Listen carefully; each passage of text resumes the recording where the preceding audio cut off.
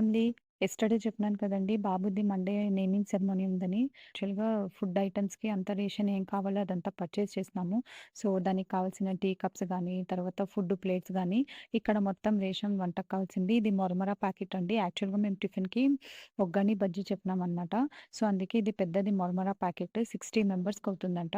So, మా మామ యాక్చువల్‌గా మురమరాకి, ఒగ్గనకి గ్రౌండ్‌నట్ ఆయిల్ వేస్తే బావుంటుందని, సో, అదే పనిగా గ్రౌండ్‌నట్ ఆయిల్ తీసుకొనొచ్చినారనమాట. ఇప్పుడు మేము మరమర అంతా క్లీన్ చేస్తున్నాము. ఆమె వంట చేసే ఆమె మరమర క్లీన్ చేస్తే చాలా బావుంటుంది. లేకపోతే ఒక రకంగా టేస్ట్ వస్తుంది. సో, క్లీన్ చేయండి అని చెప్పినారు. సో, అందుకే అంతా క్లీన్ చేస్తున్నామండి. సో, ఈరోజు మొత్తం రేషన్ తీసుకొనొచ్చి సో, ఈ మరమర క్లీన్ చేసేదే ప్రాసెస్ అంతా అయిపోయింది. మరమర క్లీన్ చేసిన తర్వాత మేము భక్షాలు చేసినామనమాట మధ్యాహ్నం లంచ్‌కి. సో, దానికోసం కందిపప్పు కూడా అంతా క్లీన్ చేసి పెట్టినామనమాట. So, this is enough. Bye.